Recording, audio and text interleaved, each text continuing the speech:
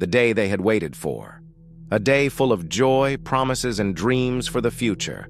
But as the ceremony unfolded, an unexpected tragedy shattered everything. A businessman, his bride, both innocent, both full of life.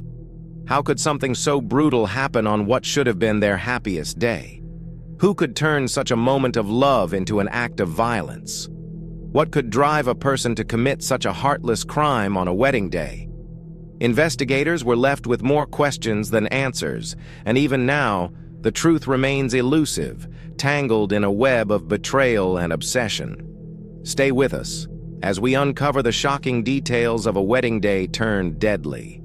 What led to this heart-wrenching crime, and who is responsible for this devastating act? On a bright, sunny afternoon in the heart of Chicago, Marcus Thompson, a thriving businessman known for his sharp mind and generous spirit, married the woman of his dreams, Jasmine Carter. To those who knew them, they were a picture of success and happiness. Their love seemed destined to last, admired by friends, family, and colleagues alike. It was meant to be the beginning of a beautiful new chapter, a day filled with joy, promises, and celebration. But that day, which should have been filled with joy, quickly turned to horror. Hours after exchanging vows, both Marcus and Jasmine were found dead under suspicious circumstances, leaving investigators in disbelief.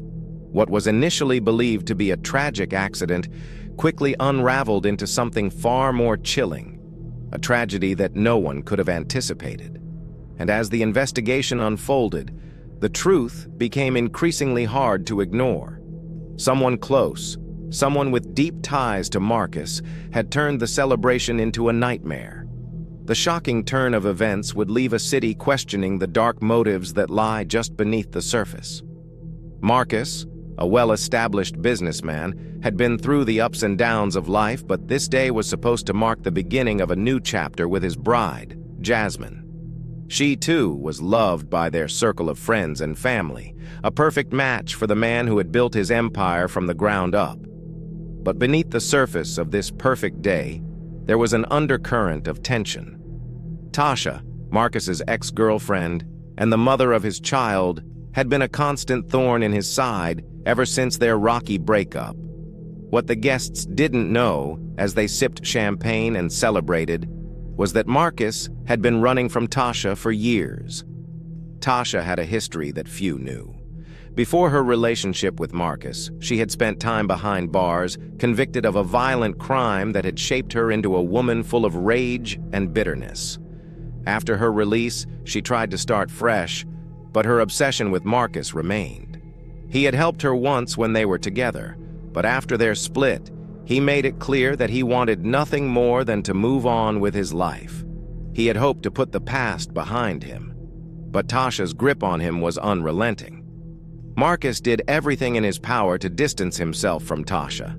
He moved cities, changed phone numbers, and even sought out legal measures to protect himself. But Tasha wasn't going to let him go that easily. She had found ways to track him, to monitor his life from the shadows. Marcus had gone so far as to secure a restraining order, but Tasha's anger only seemed to grow, feeding into a dangerous obsession. By the time Marcus met Jasmine, he thought he had finally moved on. Jasmine was everything he had hoped for: loving, supportive, and unafraid of Marcus's past. But even she couldn't shield him from the past that refused to let him go. Tasha's calls grew more frantic and hostile, her messages increasingly dark. She began showing up at his workplace, at his home, and even at public events, making it clear that she wasn't ready to let go. Marcus thought he had finally left all of that behind him. He and Jasmine were surrounded by friends, laughter, and dancing. The air was light with joy, and everything seemed perfect. But just out of sight, Tasha was there, lurking in the background, watching. No one knew it, but Tasha had planned this for months. She knew Marcus and Jasmine would be together on this day. She knew the venue, she knew the schedule. And as the couple danced and celebrated, she slipped in unnoticed. Having learned how to manipulate situations, Tasha had been following Marcus's every move, tracking him, waiting for the right moment. For Tasha, this wasn't just about revenge.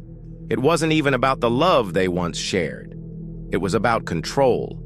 The man who once belonged to her was slipping away, and she couldn't stand the idea of him moving on with someone else.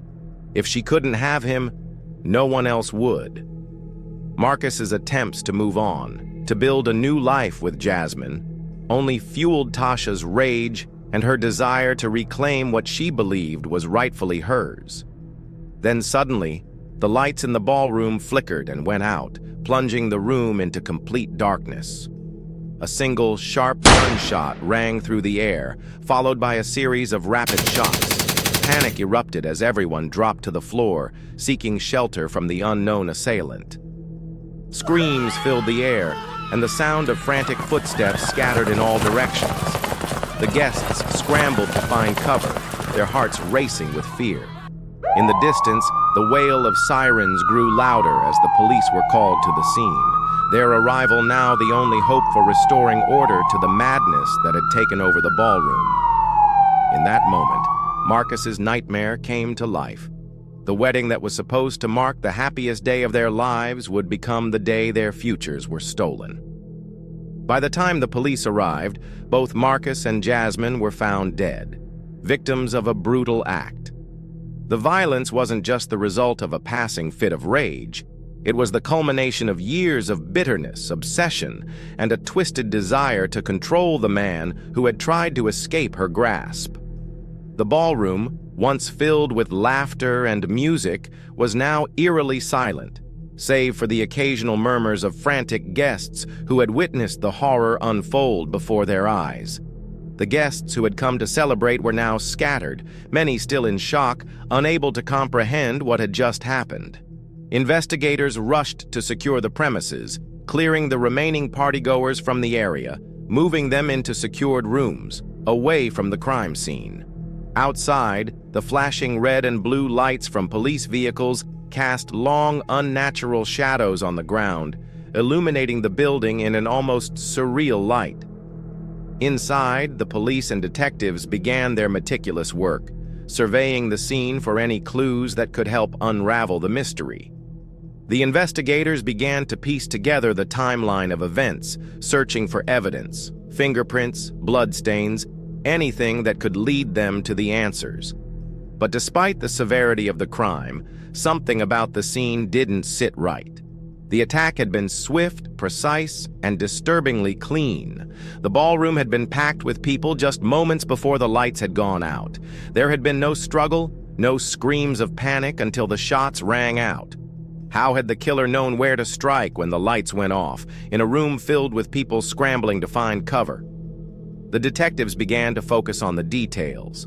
They observed that there were no signs of forced entry into the venue, no valuables were missing, and nothing appeared to have been disturbed in any significant way. The victim's belongings were untouched. A robbery did not seem to be the motive. Everything seemed too perfect, almost as if it had been orchestrated, from the layout of the room to the precise location of the bodies.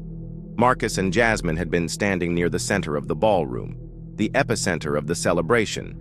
But how had the killer known exactly where they were when the lights went out? The first piece of the puzzle that didn't quite fit was the state of the room. The guests, although panicked, had scattered to the corners of the room. There had been no reports of any clear movement or noise from anyone except the immediate reaction to the gunshots. Yet, despite the frenzy, the killer had remained undetected, striking with pinpoint accuracy.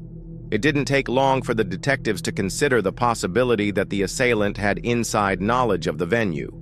Perhaps even someone who knew the schedule, knew where the bride and groom would be standing, and had meticulously planned the attack. Days of painstaking analysis ensued. The footage was reviewed, slowly, frame by frame. Every movement was scrutinized. At first glance, it seemed like the blackout had been the only moment the killer had needed to strike. However, a deeper analysis began to reveal subtle clues that hinted at the killer's planning. The staff who had been responsible for managing the ballroom lighting were among the first to be arrested for questioning. But there was something strange. No one knew exactly when or how the lights had been cut. The timing was too perfect. Days turned into weeks as the investigation continued. The clues, once so abundant, seemed to dissipate into thin air. The wedding planners, the catering staff, even the band. They were all questioned. Yet each time the investigators believed they had a lead, it slipped through their fingers like sand. But then something unexpected happened. It began with a seemingly innocent discovery, an anomaly, a single phone call. Marcus Thompson's phone records had been retrieved in the hope of uncovering some hint of what had transpired before the wedding. There, amid the thousands of routine business calls, was something that stopped the detectives in their tracks. A message, not from Marcus's business associates, nor from anyone in his circle. It was from an unknown number, a voice that the detectives had not anticipated. The voice, calm and measured, spoke with an eerie sense of control. It warned Marcus. But the message was vague, cryptic.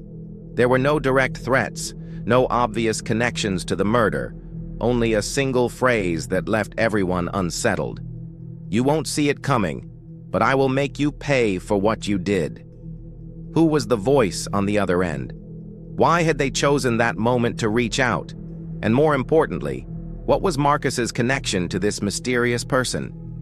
The investigators had no answers, only more questions.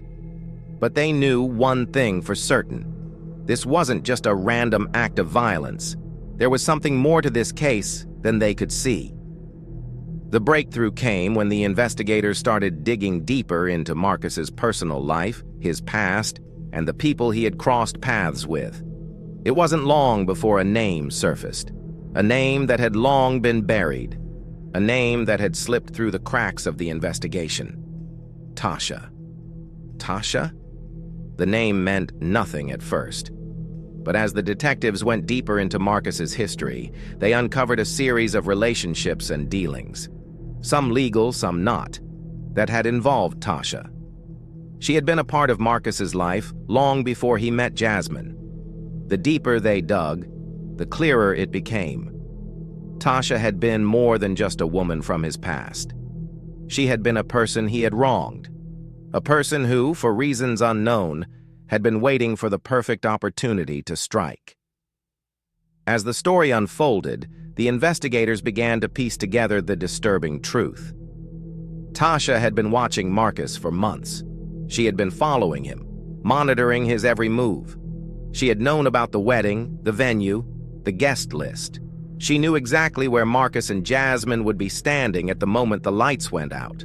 Tasha had been planning this for far longer than anyone had realized. She had waited for the perfect moment to get revenge, to make Marcus feel the pain he had caused her all those years ago. The twist came when the investigators discovered just how deeply Tasha had embedded herself in Marcus's life. She wasn't just an ex-lover or a disgruntled acquaintance. She had become a shadow in his world, a presence that had been there all along, unseen by Marcus and everyone else. Tasha had been a part of his life in ways he hadn't even realized, controlling, manipulating, and quietly plotting. She had been in the background, watching him as he moved on, as he found happiness with Jasmine. And then, when the time was right, she struck. The chilling reality of the situation hit the investigators hard. The crime had been meticulously planned, not by some random killer, but by someone who had been hiding in plain sight. Someone who knew Marcus, who had been a part of his life in ways no one could have predicted. And yet, even as they pieced together the clues, the true depth of Tasha's manipulation became more apparent. Tasha had used her knowledge of Marcus's schedule, his routine, and the dynamics of his wedding to her advantage. She had orchestrated every detail of the attack, making sure that she could strike when the room was at its most chaotic. The blackout, the shots fired in the dark, it had all been part of her plan. She had been there right in front of Marcus, but he had never seen her. She had been the perfect predator, and he had never realized that he was being hunted. The revelation was staggering. Marcus had been so caught up in his new life with Jasmine that he had failed to see the threat lurking in the shadows, the danger that had been stalking him for years. Tasha had been waiting, biding her time, and when the moment arrived, she took everything from him. But the final twist came when the investigators discovered the full extent of Tasha's obsession. She had not just killed Marcus and Jasmine for revenge. There was something more, something darker driving her. Tasha had been in love with Marcus, not the way a lover might be, but with a twisted sense of possessiveness. She had never let go, even after their relationship had ended. And when she realized that Marcus had moved on and had found happiness with someone else, it was more than she could bear. In the end, Tasha's motivations weren't just about anger or betrayal.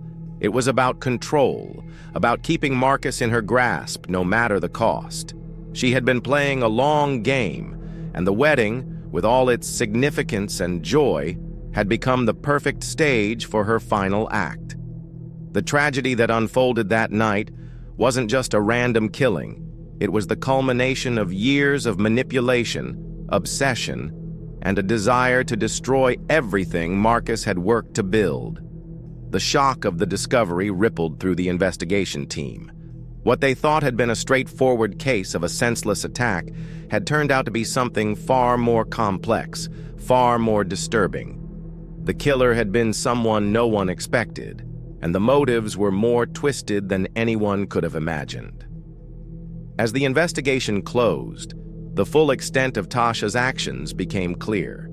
She had played the role of the perfect stranger, the one who could blend into the background and stay hidden, while all along she had been the one pulling the strings.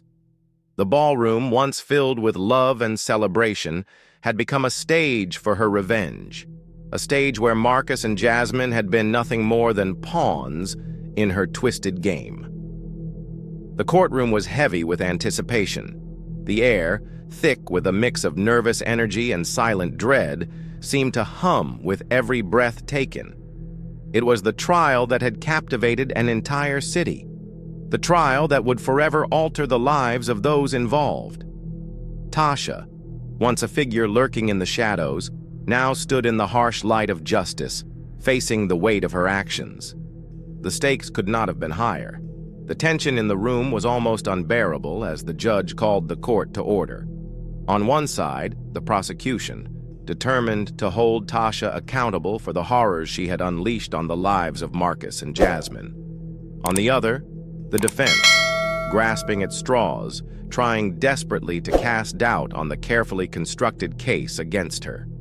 Every word, every motion, every shift in the room was under scrutiny. Nothing was left to chance. The opening statement set the stage for what would be a fierce battle.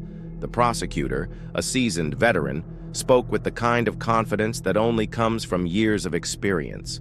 He painted a vivid picture of the crime, of Marcus and Jasmine's joyful celebration turned to chaos, of the lives that had been shattered in an instant. He called Tasha's actions cold, calculated, and driven by a dark obsession that had festered for years. With each word, he hammered home the devastation she had caused, the lives she had destroyed, and the innocence she had stolen.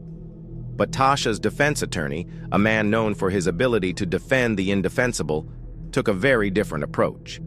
He didn't deny the gravity of the crime. Instead, he sought to shift the narrative. Tasha, he argued, had been a product of her environment. She had been dealt a difficult hand in life, one that had pushed her to the edge. The defense team painted her as a woman who had lost control, someone who had been consumed by her past and her unrequited love for Marcus. It wasn't just an act of revenge, they claimed. It was a tragic, twisted outburst of emotion. The defense lawyer's voice trembled with a sense of urgency as he implored the jury to consider the possibility that Tasha's actions, however heinous, had been the result of deep psychological wounds, wounds that had never healed. But it was the testimonies that would truly set the tone for what was to come. Each witness, each piece of evidence, was a thread that connected the dots, leading the jury closer to the truth of what had happened that fateful night. The prosecution's first witness was a detective who had worked tirelessly on the case. With a calm demeanor, the detective laid out the timeline, the discoveries, and the shocking revelation of Tasha's involvement. The evidence was irrefutable.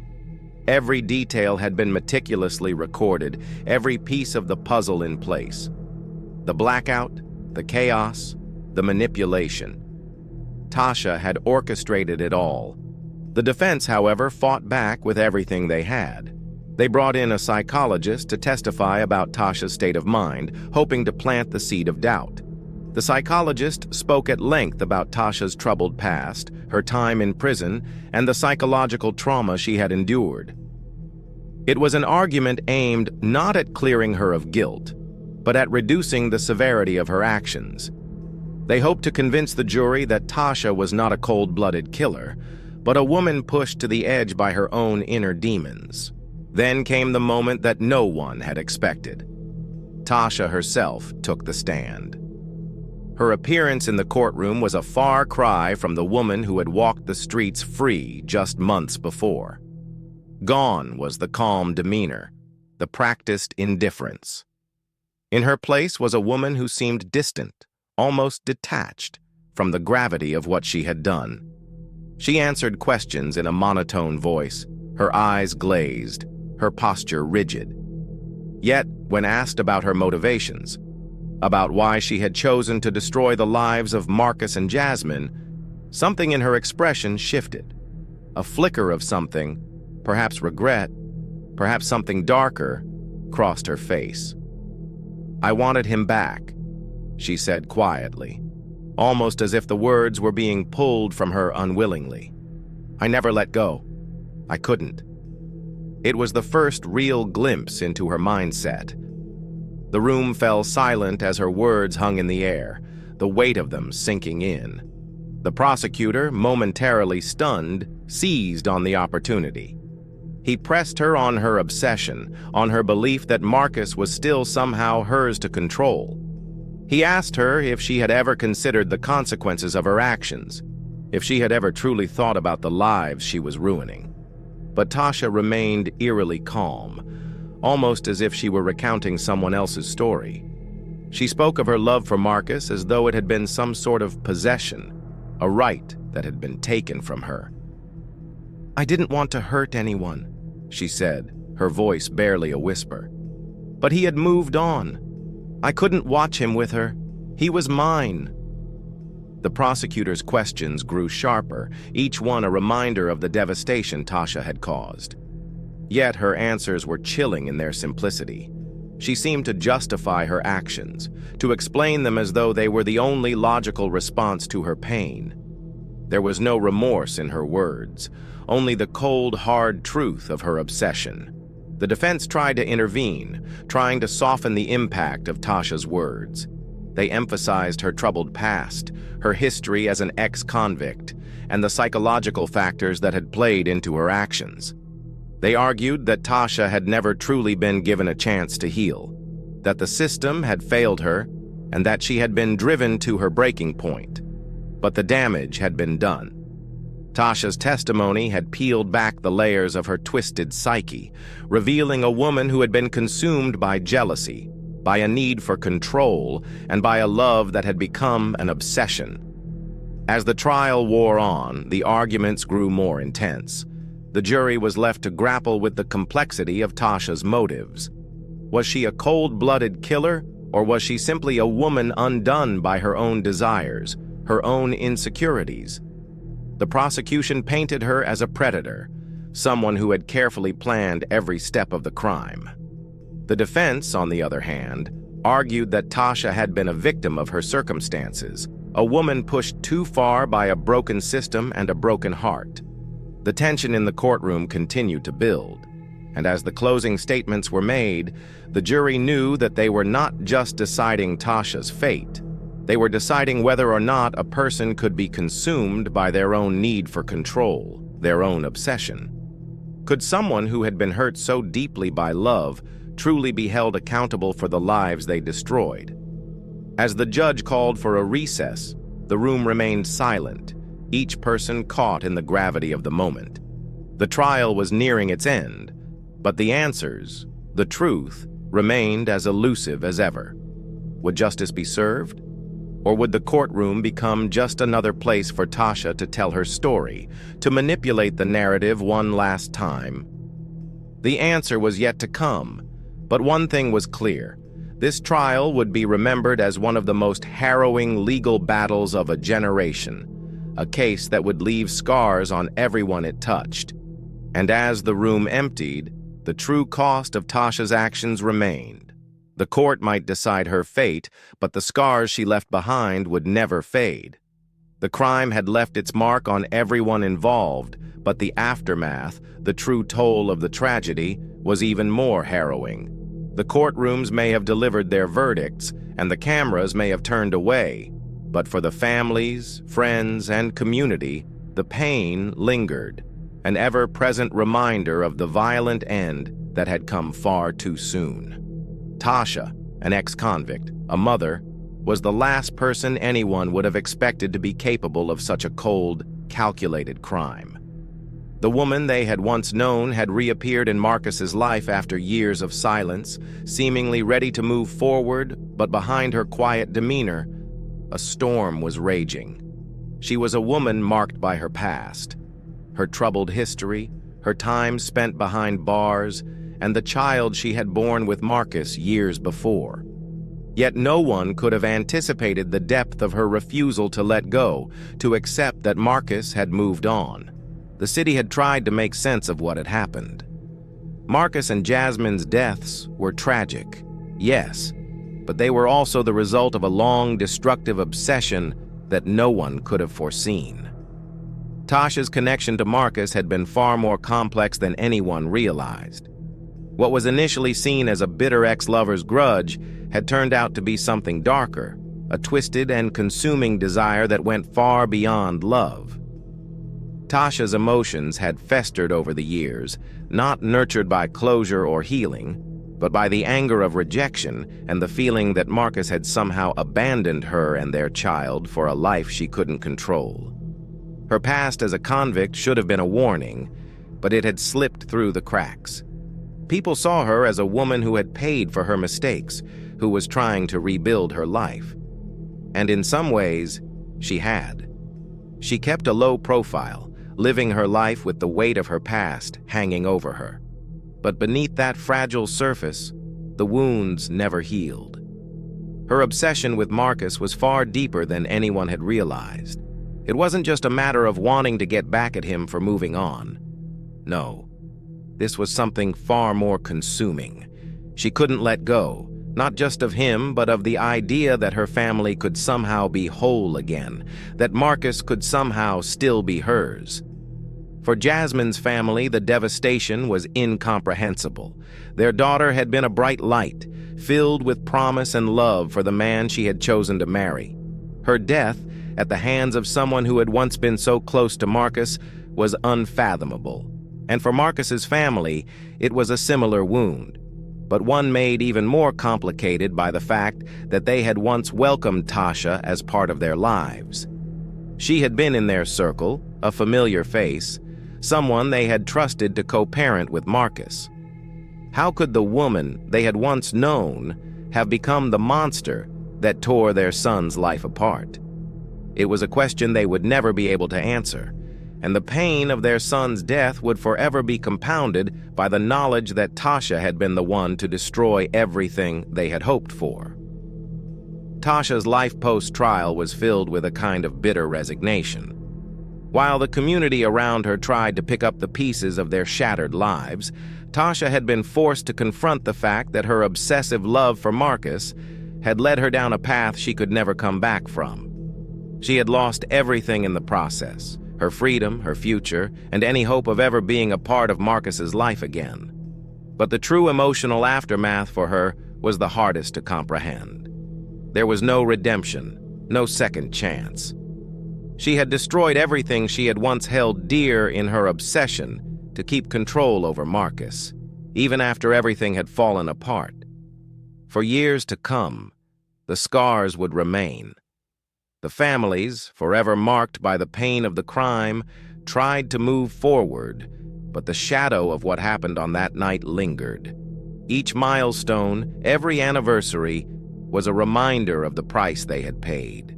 The pain of losing loved ones to a senseless act was a grief that could never be fully healed. And for Tasha, the aftermath was more than just a loss of freedom. It was the realization that she had destroyed everything she had tried to rebuild, all for the sake of an obsession she could never control. The city moved on.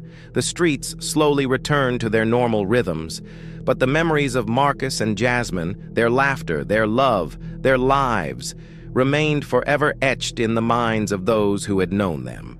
For Tasha, the guilt and the emptiness of what she had done would haunt her for the rest of her life.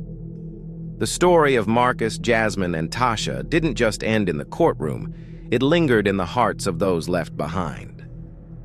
The question still haunted the community. Was this all driven by love, by jealousy, or by something more twisted? The answers would never fully come, but the consequences of the crime were clear. The lives lost, the families torn apart, and the lasting impact on the community would forever serve as a reminder of the dangers of obsession and the lengths one person could go to when they refused to let go. Let us know in the comments below. And if you want to stay updated on more shocking true crime cases, don't forget to hit that subscribe button. The truth is out there, and we'll keep searching for it.